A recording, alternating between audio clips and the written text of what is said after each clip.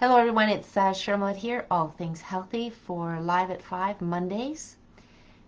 Just for people who may be new to this, I think it's about 2.5 years now, but it's going through something new or something different. And then secondly, just going, what's up, what's in the news, some discussions on different topics perhaps, updates, and then go into some laughter, into telling some jokes that I either have in my joke calendar or I'm getting into my email. So how is everybody doing? This is interesting times, still surreal for a lot of us, and more for some people. They are starting to question and they are starting to see through what doesn't seem right. And I had a few conversations this morning, one from a neighbor who I've known for a few years, and one thing led to the next as we were talking, so then we ended up walking further and talking for at least 20 minutes. And, I telling her things and her bringing up things, and we're able to have a good conversation about this, and then getting caught up with somebody else who, dogs know each other, and doing that as well. But let's go into something new or something different. This is something I just received, and I believe I've spoken about the Anastasia book club, and within the Anastasia, the ringing cedars being the word here, is that the cedars have healing properties. I'm going to read you a little bit here, but I want to show you a pendant I got of the cedar wood, and I'm going to put it on for the first time today, but I want to show it to you and tell you it smells so awesome. If anybody knows, if you play in the cedars or brush against the cedars, you smell them, it's absolutely amazing. So genuine Siberian cedar wood pendant. And if you've read Anastasia or you're going to read Anastasia, it'll tie some more things. We don't have enough time today to go through it, but let me show this to you. So very simple, humble string on here, but let's see if you can actually see. You can see the beautiful markings. So I just put my hand in the box, and I had gotten a number of them for gifts. And I'm going to put it on, and you can rub it, it's healing, but I'm going to read a little bit of information, but I'm going to read a couple of the shares, some feedback from wearing it. So let's just put this on, and you're supposed to wear it. I guess you could wear it in different ways, but obviously I think I'm going to have to make it shorter. But let's go in to reading. I have it open here somewhere. They have different pendants, and I'm not sure if they actually show this on their website because I've been on it. The Soulmates amulet, so it's like a piece of cedar wood with two people, but they've just fit, but nicely, and carved and stuff. And another one is the Eternal Love amulet, so it's people who are getting married and so forth. But I want to go down and actually read the cedar wood here and what the customer review said. So here we go. Just wanted to tell you that I just love the yin yang cedar pendant that I ordered some time ago. It's such a beautiful creative design, and I really feel it helps me to ground and stay calm amidst negativity. Just love it. Somebody from Australia says, hello, I would just like to comment on the cedar pendant, which I have been wearing for a month and a half. There is definitely a positive change in my life, both in personal and health. I wear it all the time and sleep with it at night. I've brought many of them as gifts for friends and family. They are very pleased with the pendants. Now, I'm going to get into a little bit here, energetically speaking. I love the pendant. It is beautiful and energetically quite unique. I just came back from a consultation with Premier Research Labs out here in Arizona, and I had it muscle tested. It has produced some of the most bizarrely high vibe energetic fields when added to the biofield of the human body. And it just does not compare to other devices and or natural substances sharing similar energetic imprints. I am deeply grateful. Thank you so much. I'm going to read one last one here. The first time I wore the pendant, I immediately felt some kind of energy surrounding me. It was warm and extremely pleasant, and I feel so calm and relaxed, and actually the whole day I was extremely energetic. It is also my lucky charm. Maybe a coincidence, but the next day after I put it on, I received a job promotion. So people from around the world. So I'm just going to fill you in just a little bit about the cedar pendant. I really want to say that there's research you're going to have to do for sure, but this piece of Siberian cedar and cedars, the ringing cedar, after a number of years in the books of Anastasia, they speak about the cedars beginning to ring. And at the time they begin to ring, with hundreds of years old, they are meant to be taken down and made into pendants, which can be worn.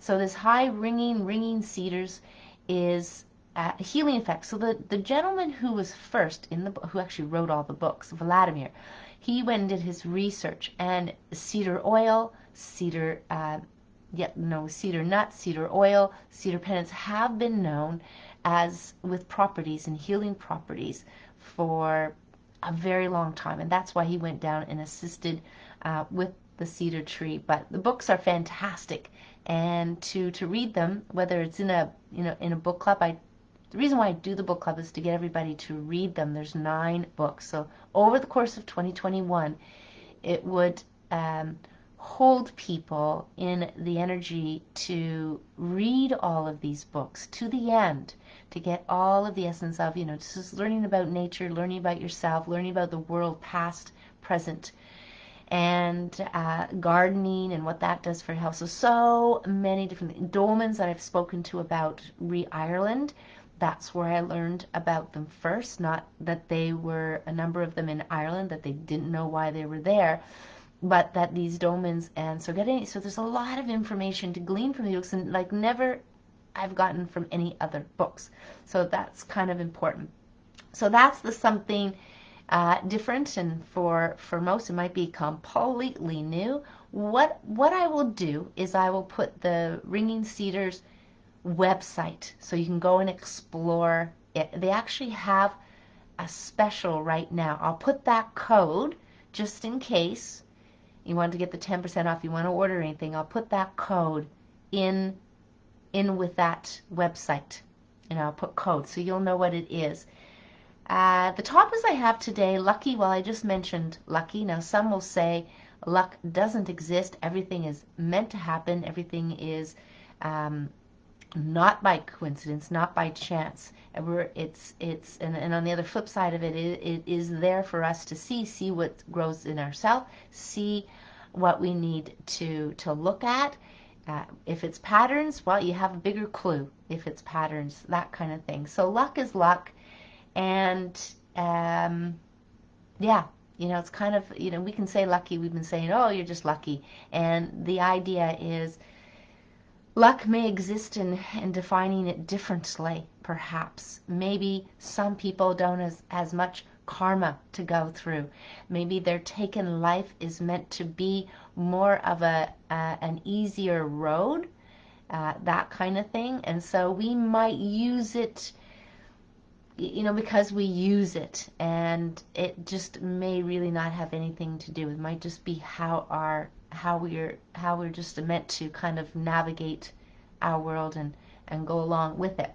The thing I wanted to bring up really today, the big word of those L words, is looks. And I've been, and I'll say thinking about it, but I've been meditating on it. I've been in stillness to kind of see what it is, with the bigger sense, the expanded sense here, and thinking about humanity and the planet and the world. And quite frankly, it's a huge industry, looks, and where people have brought themselves to, sometimes unknowingly, because we know marketing, big business, fashion magazines have put out the looks. Now, to me,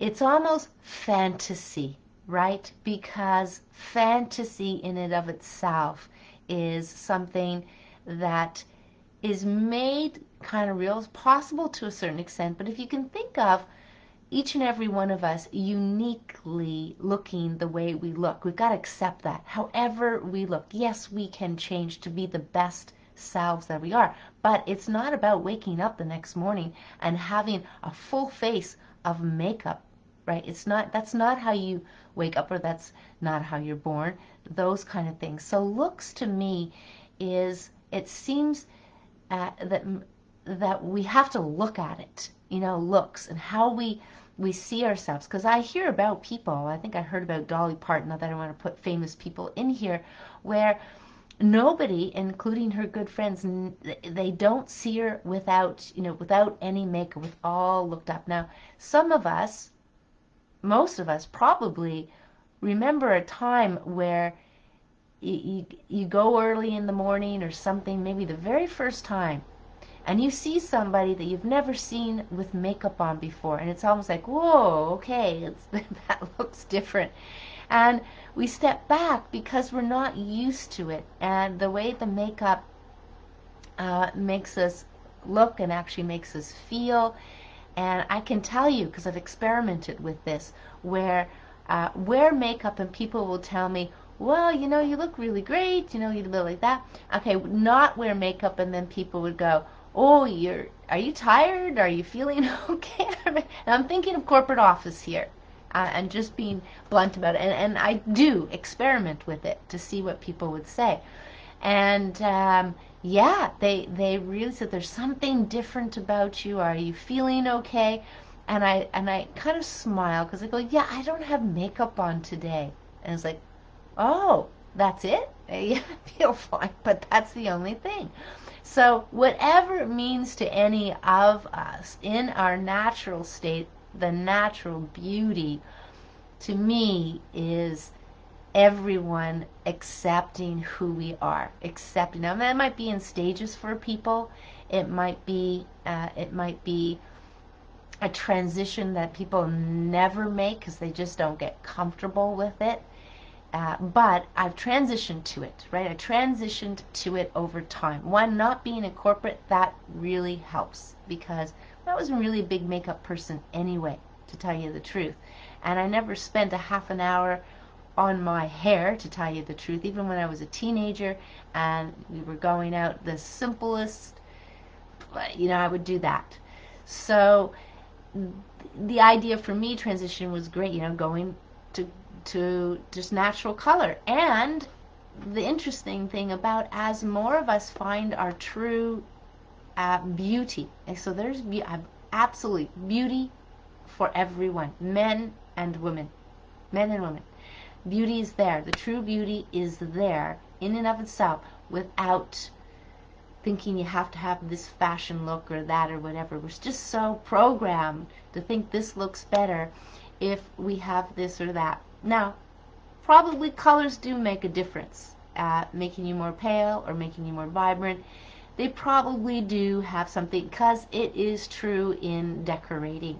You put in various colors and they have reflective properties, and then you mix and you can get all this crazy vibration that just puts your mind in a, I don't know if you've ever done it, having taken art at the Ontario College of Art and Design, it's called now, but that was huge. We actually had to do an experiment where it was orange and blue, and they have a high vibration, and you look at the artwork that you did with the alternating zigzag. You can do whatever patterns you want, and it vibrates because they're beside each other. Anyway, looks. So the homework, if anybody wants homework, is to look at yourself with no makeup. So look at yourself with no makeup. Truly take a look and appreciate the natural beauty that each and every one of us has uniquely. And it's not about the size of our nose or the blah, blah, blah, and you've got this. And a lot of that's programming that we have had some people, I remember doing makeup, because I did do a bit of whatever that stuff is, art, acting, modeling, that kind of stuff. And some people say, "Oh, you got natural, high cheekbones." And now, sometimes I'm thinking of this thing, going, "Well, why is not high cheekbones better?" It's not. So it's this whole thing about not, bad, good, better, terrible. It's that stuff around looks that we've been exposed to, and thinking this is this, and then on top of what we feel about ourselves, we are looking around and judging and looking at other people for what they look like, for what they're doing, for what they're wearing, and all of that as well. So looks is a key thing. So homework, just appreciate your natural beauty. The jokey part here is, I remember when, I can't remember, it was late teens or early 20s, and some guys I felt comfortable talking about guys, whether it was even work and that kind of stuff, and they would talk about kissing girls with lipstick on. I remember having this conversation a few times, and how they didn't like it. Like, they wanted to tell them, would stop wearing lipstick, you'll look better without it, and they didn't want to get this lipstick probably on their lips, let alone tasting it and in their mouth and stuff like that. Anyway, just very innocent conversations, but they shared how they felt about it. So looks, accepting how we look, how we were born, with what we have, and a story. I mean, the starting point is to accept to where you are now. If you have goals and things about whatever, being your best you, that starts anytime now when you're ready. But to accept what you look like now is the starting point. That's the first point. That's the fun point to get through, because there's so many reasons I could go over, but it is the starting point, accepting where you are right now, and to be able to look at yourself in the mirror and just go, wow, it's this, and I've got that, and this is starting to show up, and oh, is this what it looks like when I don't wear makeup, or I do, whatever it is, have a bit of fun, have a smile on your face, make a light of it. So there's the big word, light. I wanted to bring in light.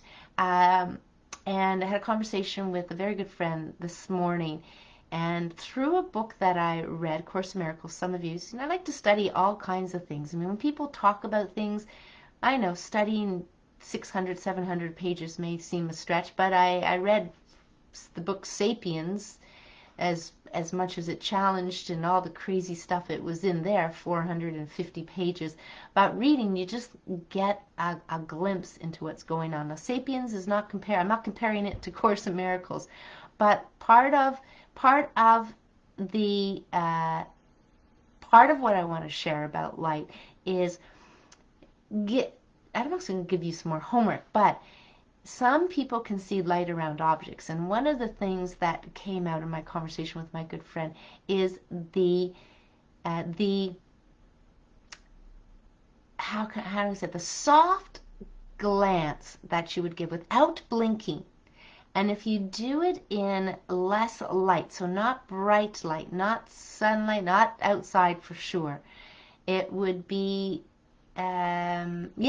subdued light, not bright light, and just stare with the gaze without blinking, and see what you can see, and look at around objects, and give it time, and practice it every day. There's actually several exercises, but just begin kind of with that anyway, just to see if you can see light. So if I glance at something long enough, then it will, the stillness does come into play too as well. And quite often what I would do is I'd practice it while somebody else is talking, not so much me talking. It's better for me to be still and for somebody else. So I could be in room and conferences and lectures, and you may be watching, and I'd be watching the person. All of a sudden the light, some people will call it the etheric field, does it blossom into the auric field? And it's very interesting. Then I started seeing more purple, and I'll be driving and everything will turn purple to the point where I have to I have to blink and kind of get lights and stuff because everything is turning purple. So I'm playing with it as well. But there's this cool thing I want to bring up actually just in that kind of a look and gaze, because you might remember this. And this is, it was in malls a long time ago.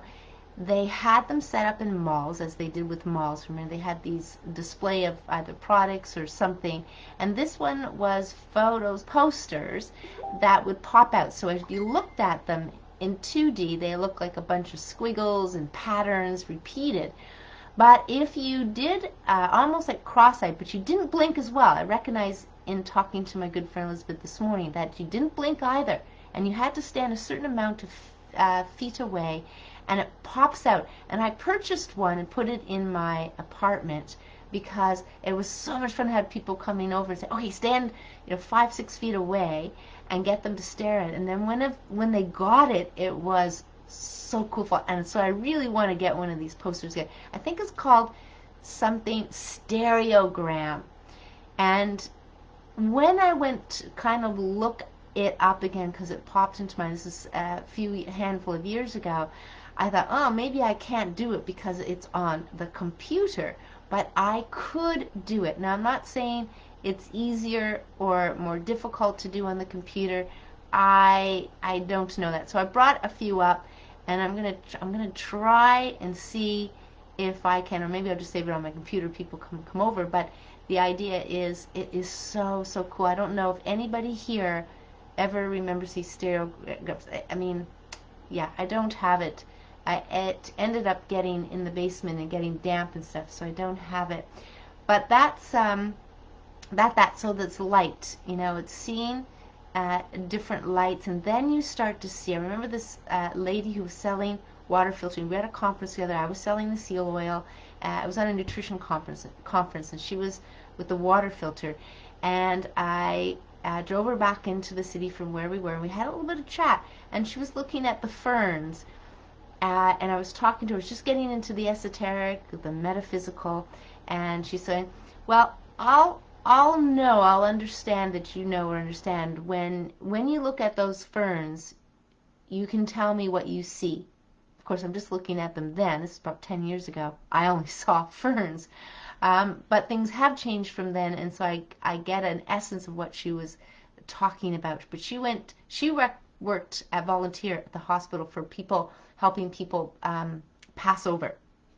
They were, and so she went in as a volunteer into the hospital to help people, to guide them in passing over. Passing on. So that's so we talked a little bit about lucky. We talked a little bit about looks, light, and wanted to talk about love. Love. So the big word love, and over the years we've heard conditional and unconditional love. And I think the understanding for love is in different places of what love is. Conditional, that makes sense.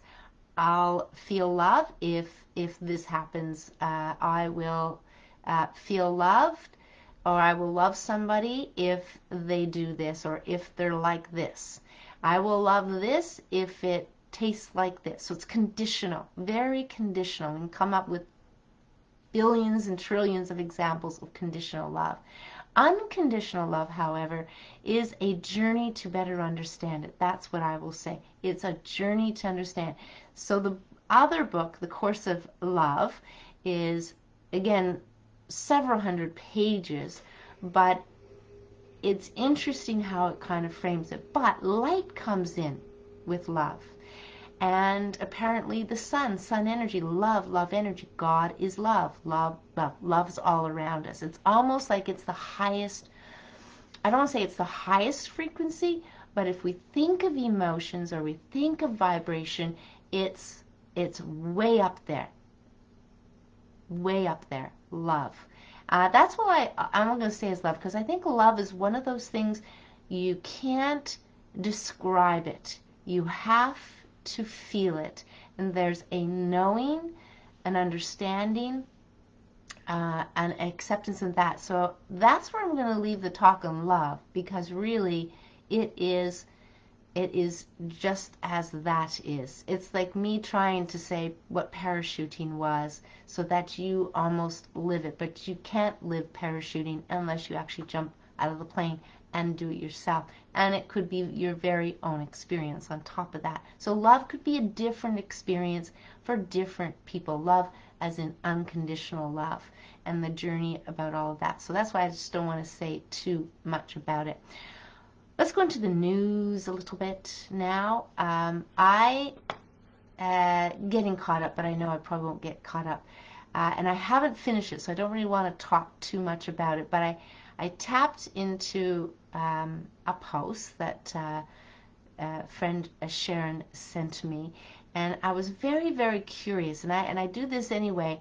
I try to find the source, and I find the source, and then I go through it. But I'm not finished it all. I'm not finished it all. But I want to, so I downloaded it, so I have it on my own PDF so I can highlight it. I just want to see, I'm on page 40 of 54. But it's friggin' crazy, to tell you the truth, what they're kind of putting out there. And I'm trying to get the whole gist. This is a Rockefeller Foundation that was done May 2020. And the crazy stuff that it comes in here, and the stories that it makes up. Now it tells you it makes up stories, but in essence, some of the things that they've weaved through in here is on two fronts, really. One, yeah, it happens already, has already happened, and maybe not essentially made up. And two, what they're trying to get you to, it's like they're seeding the mind. I'll use that word. I like using that word. Seeding the mind with certain things to be accepted, and that it's the best way. And they weave this all together in more words than you really need, to tell you, more words than most people really need. This is why the information overload is crazy. And but they mention World Bank in here. Remember how they're talking about, and even our leader Trudeau has talked about this, the Great Reset. And they're talking about in here, the World Bank loaned India $1 billion to support the government's multi-billion-dollar cleanup initiative. But then the pandemic hit, and that funding dried up. So they go in here, we talking about health and talking about pandemics, and they bring up some interesting things from a technology standpoint, because there's a lot of that in here, and advancement, and how they feel the better way. So there's actually 4 distinct stories in here. Let me just find them. Oh, here's the chart here.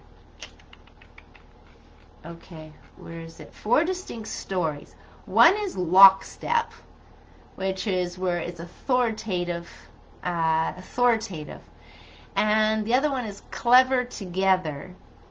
Another one is hack attack, and the other one is smart scramble. So I have read lockstep, clever together, and hack attack.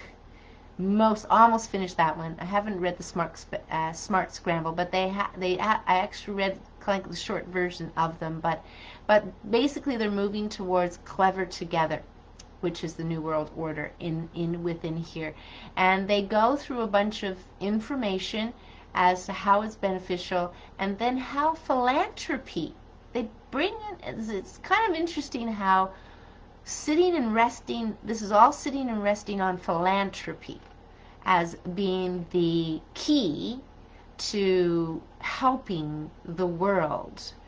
But in Clever Together really talks about putting more, I think it's more New World Order here, or global stuff, about putting more, I want to say reliance on these global, like United Nations and other things. Really, I'm just getting a bigger sense of what they put in here, and they even have a spelling mistake. What I thought they go eatership, but it should be leadership. And sometimes when I'm reading things, I'm studying it so much, I can see these things, but quite often there is really no spelling mistakes. Quite often there's not. So I'm surprised in this document 54, which they tell you to share with everybody, and a sense to come together, but perhaps there's a summary at the end. But let me just see if I can point out a couple things. I'm going to give you the short version here of the 4 very different futures. Okay? Lockstep. A world of tighter top-down government control and more authoritarian leadership with limited innovation and growing citizen pushback. It sounds a little similar to right now. Sounds a little similar to communism, although they kind of give a nice pat on the back for China. Clever together, a world in which highly coordinated and successful strategies emerge for addressing both urgent and entrenched worldwide issues. And this is where pharmaceutical companies come to the rescue. Hack attack. An economically unstable and shock-prone world in which governments weaken, criminals thrive, and dangerous innovations emerge. And it's almost what's underlying all of this anyway. Always been, has been, and it's there. So it's interesting. It's almost like they're bringing in the different masks that are present today. Smart scramble. An economically depressed world in which individuals and communities develop localized makeshift solutions to a growing set of problems. So growing set of problems, that's what they're anticipating. And it has to be a depressed world when you're working localized and not working together. Of course, they say clever together. Anyway, interesting document, 54 pages, and bunch of crazy stuff coming in as usual. There's a lot of global this, strengthening global institutions, talk about international, interconnected, globals all over this place. And there's a couple of letters, and so there's a bunch of information before they get into these 4 scenarios. But in these 4 scenarios, they're like stories of the future. And they make you feel like if you don't want to use philanthropy, philanthropic business, they kind of tell you how it works in each of those 4 situations. But the clever one, clever together, is the ideal one in all of this. But so these, so clever together, for example, is a consortium of nations, non-governmental organizations, and companies establish Global Technology Assessment Office. A detail meant to symbolize how a high degree of international coordination and adaptation might lead to the formation of a body that anticipates technology's potential societal implications.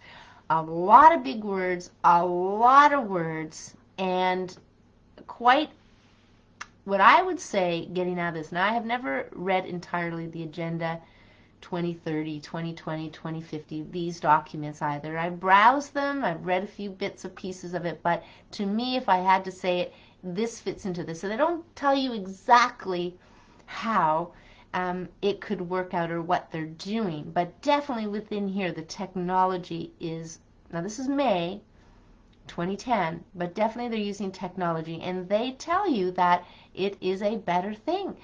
In the Clever Together, they have all the data on you, everything, and so pharmaceuticals can use it. But meanwhile, that's a future in 2010. I read Ancestry.com made an agreement with pharmaceutical companies that they can use their data. So if I understand the game at hand, it's brilliant. Maybe Ancestry.com somehow on board on a pharmaceutical, I don't know, I could make up stories, but I won't. Where they said, this is what we'll do. We'll get everybody wanting to know what their ancestry is, and they'll give us freely our DNA. Freely they'll give our DNA. And all of a sudden, within a short span of time, pharmaceutical company has a a stock in it. It's not even a partnership. They have an ownership in it, or maybe it's partnership ownership. And they are getting information. Now, they put it under the guise to help humanity. But if you've heard me ever talk about, and if you've ever read my book about genetics and epigenetics, they learned nothing from the Genome Project. Nothing. What they gathered from the Genome Project is we're not 100,000 protein sequences. It's like 30,000 protein sequences, and we are so close to being close to a rodent and an insect and all of that. My understanding of the DNA is we just don't have two strands. We have maybe not 10 invisible strands, so 12 in total, but 10 invisible or energetic maybe. Maybe they're light strands. So the idea that they're going to is, to me, is trying to pull the wool over our eyes and trying to have everybody believe they can't heal their body, even immune system. So is that the only thing in the news I want to talk about? Yes, so to my point here, and I'm just going to bring it up, and I'm going to finish this, and I will come back in and talk about it. But what I really wanted to mention is when I got this Facebook from Sharon with the several screenshots of a phone, it had the source. So I went to the source, and I'm reading through the document. I'm not finished, so I still have another 12 pages to read, which I will try to read today before a 7:30 call. If you want to be on a call with Dr. Malthouse, I think there's media's going to be there, a nurse going to be. This is about the vaccines. The COVID vaccines are now available. I'm not sure where it is today. I haven't listened to it. But if you want to be on that call tonight at 7:30, I'm going to post the link below. Okay, I'm going to post the link below. Hopefully, it's not going to be inundated with so many people, but that's the focus on today at 7:30. So to get to my point, just before I didn't want to lose that thought, is so I'm looking at these 7 images of the screenshots under this one link. So I go and read. I haven't finished it, but so far under lockdown it said, and I did read the whole lockdown one, there's nothing similar to what's in there. Yes, there is some things about pandemic and mention like that, but not exactly. So one of the things I'm aware of is we need to double check. We need to actually check on various things before. You can still send it around. I don't mind getting it if you haven't checked it. But these references and things I think are important, because I'm not quite sure if it's Chinese bots out there infiltrating and getting people worried and see, look, it's here, and it's divisiveness at the end of the day, right? It doesn't mean shit isn't happening. Don't get me wrong. Doesn't mean shit isn't happening, but it can be a huge distraction and more information that's not really true in the sense. Sure, there's crazy stuff in the document, actually crazy. So this was something else my good friend mentioned to me today, and this is, I talked about power the other time in my video. If you haven't watched that one, power, our power, and all the ways we have power is, so feelings. 1 minute of anger. Now, anger is not the only feeling that doesn't serve us, but this is an example of what it was shared. 1 minute of anger weakens the immune system by 4 to 5 hours. Okay? I want to talk about immune system just after this, but this is regarding feelings. 1 minute of laughter. Now, if you've ever laughed for 1 minute and your side is splitting, and I will confess, I got kicked out of homeroom. The turned out to be my best friend, but my locker buddy right beside me. We ended up being friends, and we'd be in our classrooms, standing up, listening to the thing, and we have these laughing fits in our homeroom, and you get kicked out. But it was good. It was all good. But boosts the immune system by 24 hours. So you see the difference exponentially. There is a difference between anger and what it creates and laughter and what it creates. So whether it's anger or anything else that's of the lower vibrational feelings, it could be shame, it could be jealousy, it could be whatever. whatever. It's not on the side of happy and that. And there you go, is laughter. And so now I want to add to that. Okay, I'm going to add to this. I think I've spoken to this about smiling before. Smiling. When you smile, you can create a vibration that comes right from the bottom of your feet to the top of your head just by smiling. Now, do I want you walking around smiling with a big smile on your face, and people are looking at you like you're going crazy? No, not necessarily. But when you go to do that mirror exercise and look at yourself, smile, smile. When you go to bed, put a smile on your face. When you wake up in the morning, put a smile on your face. So there's all these opportunities. You go to the washroom, the whole washroom, journey that you have, smile. And smile for the reasons you want to smile. You don't have to think about something that makes you smile. It could be something that is coming up, something that you're going to experience, or something you're looking forward to, or a trip that you had in the past. In the onset, you will get to smile in the present moment for all the reasons you could smile. We could think of a million reasons to smile right now. And I think I put that in one of the things, one of the posts. But the idea is that would have a constant kind of, and throughout your day, right? If you can get into laughter, laughter's great medicine, laughter yoga, all of that exists for that reason. And there's an exercise I did with my same friend. Remember we had, I don't know if it was a sleepover, or there's a bunch of us, about 6 or 7 of us, and we did this exercise. So I must have been in grade, I don't know if it was 10. I was younger. It was like grade 9 or 10. And we were over at her basement in her thing. And the exercise was, you lie down, everybody lies down, and you put your head on the person's belly, on the stomach. And then somebody puts their head on your stomach, and so on. So, you have this whatever jagged look, and you have that. And the first person starts laughing. And then your head starts bouncing up and down. And the other person starts laughing, and it just trickles down the line. Fun for kids. Fun for kids. Now, I'm going to say still grade 9 and grade 10, we were probably kids. How it will work for adults, I have no idea. I have never tried it. But the idea is for kids. If we're trying to think of fun things for kids and a group of kids, whether it's 3, 4, 5, that might be something fun. Tell them a joke. Get them laughing. I don't know, whatever it is. Silly, younger kids. But that was actually a fun thing to do. And we were in stitches. We had to somehow pull to stop, because it went on for a good half hour or more. I believe I've only done it maybe twice in my life. But it came up, and there was a bunch of students. I was writing some articles in my longer story. I may have talked about the interaction with mental health with an online school, and I've given them 12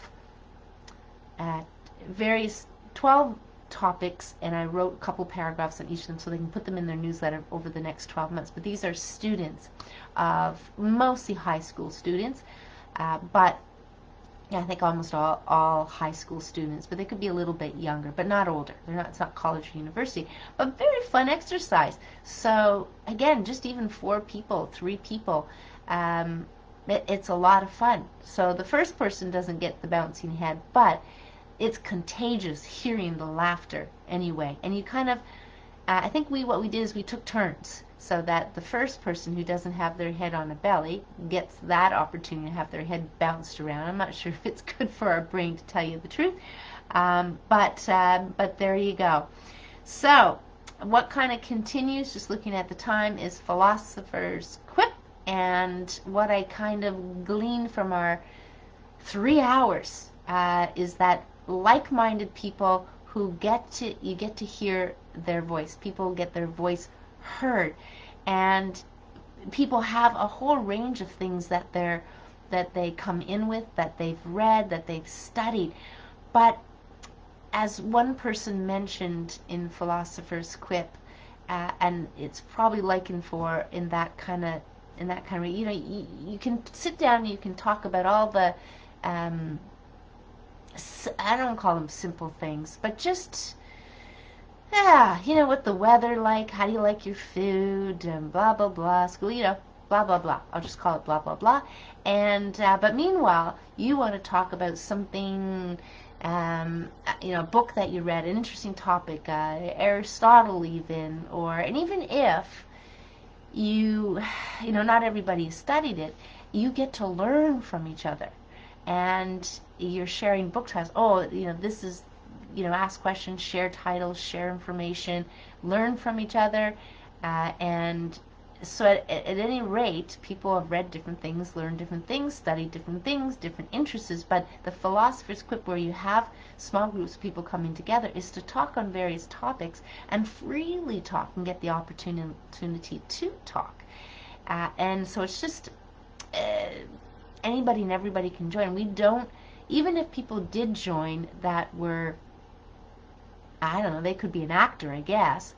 We don't want to know they're an actor. We want people to come in and be their real selves and interact without without having that or anybody having to think about that. So the ego is gone. You know, it's not gone, but it's put in a drawer for the duration. So you welcome other people's thoughts and information, and you just feel so comfortable just sitting there and listening at the same time, and then interjecting or sharing on different things. So philosopher's quip, I'll keep you posted on it, but really it's in development right now, as they call it, development. So great. So how is everybody doing? Really about so much about this and that. There is really so much about this and that. I'm hoping to get out the one newsletter, but I had so many different things that kind of popped in that I'm just going to do it this week, even though I don't have everything that I want to have ready for it, but I'm just going to do it with a couple of the blogs that will be written and finished.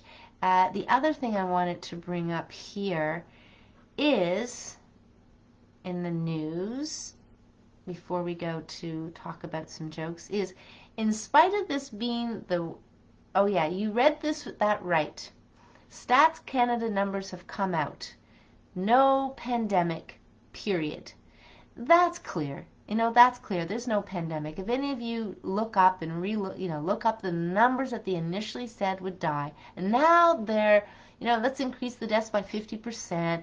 Let's have everybody and anybody who dies under COVID. But meanwhile, you know, it's the flu or something. So it says, in spite of this being the worst pandemic of the last century, at week 40 of this year, we sit at less total deaths than 2018, and just 0.8% increase over 2019.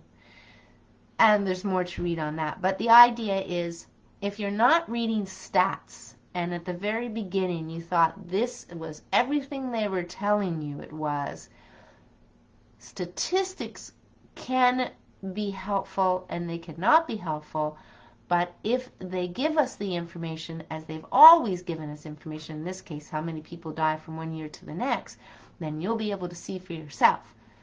0.00000 for flus, COVID. It's there, the writing's on the wall, but how do people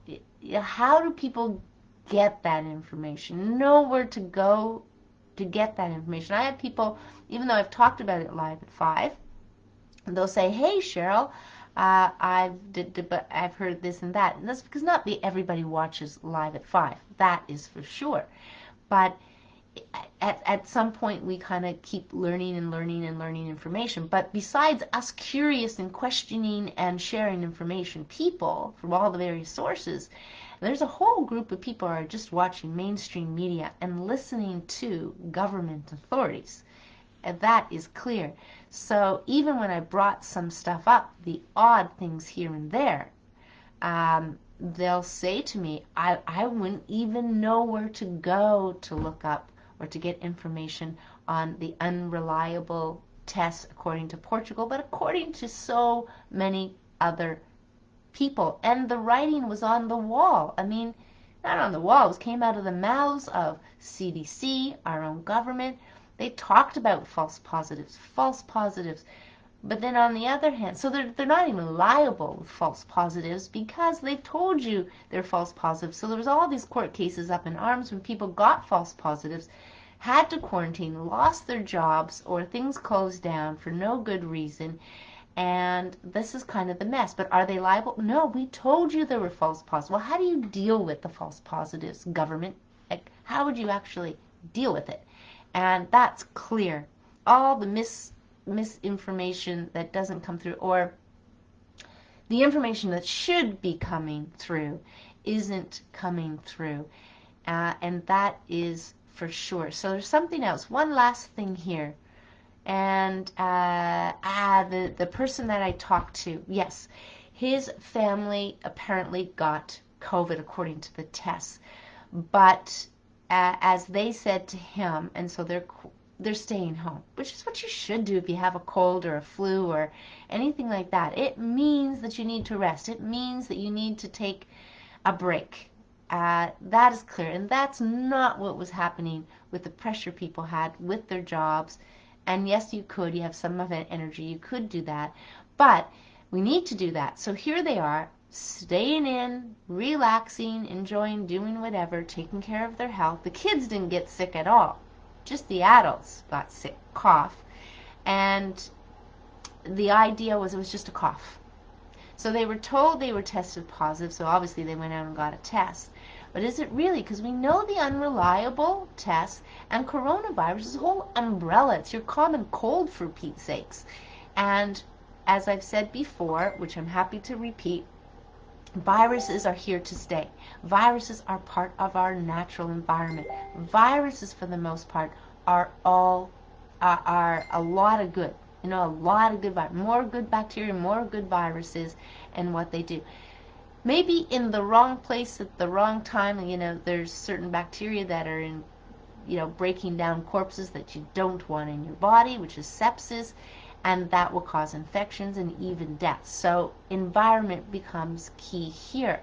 But what I understood from earlier research, and even now, earlier, is that viruses are helping our bodies detox. So they're there.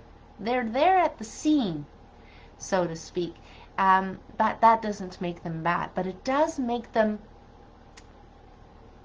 ambiguous. It makes them everywhere. It makes them global. And that is very key to know that. So I'm going to put the link up for the call just before for the Zoom. But I do want to go through a couple of jokes. So let's move into that. No comments today. That's okay. Comments anytime, even after, but links. But all of these live at 5, I'll put the links below. And I think that's, rather than some things, putting them as their own and getting censored and things like that. But, okay. I haven't read through these, so I'm just going to read them. I'm so poor, I can't even pay attention. I'm so poor, I can't even pay attention. That's one, so I'll post them up there as well. I think I read that one already before, but I hadn't posted yet. So, what did the green grape say to the purple grape? What did the green grape say to the purple grape? Breathe. There you go. Breathe. Let's see if there's another one is here. Some of them I don't end up reading, so I'm going to read this anyway without having pre-read it. What does an air conditioner have in common with a computer? What does an air conditioner have in common with a computer? I really should give you a minute to think about some of these things. It's fun to do that. So what does an air conditioner have in common with a computer? And I know some of you are saying, well, just read the answer.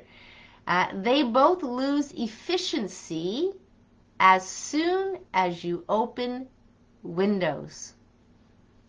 There you go for all you tech people.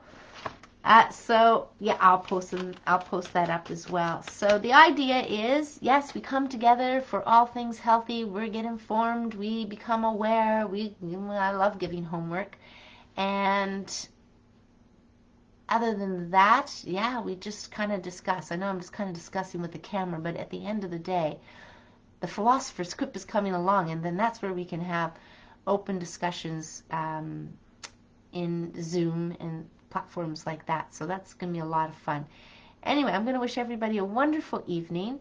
I'll post these links down below of anything I found. I'll even post the PDF, the Rockefeller thing, and I'll try to come up with some other things. But I think that's really it. I think the key thing is the vaccines are out, and I'd love to say I could sit here and speak to what I've only heard as the side effects, people dying from them, that people have already read, but I am not. So until I actually read it and read a little bit more about it, and from different sources and stuff like that, and there's a few large documents to read. One's a Pfizer document, which I haven't read in its entirety, and there you go. So the good news, as always, is we are in control of our vibration.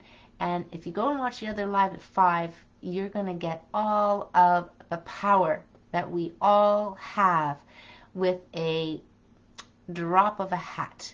You have that. So, but I've been reading good news, and the idea is we have much to be grateful for, and there are some shifts and changes. Shifts and changes are happening for sure, and people are talking about them, and it sounds all great, and there's something going to be happening winter solstice, December the 21st, and the idea is, whether you believe in astrology or not, is we can see things shifting. We know things are shifting.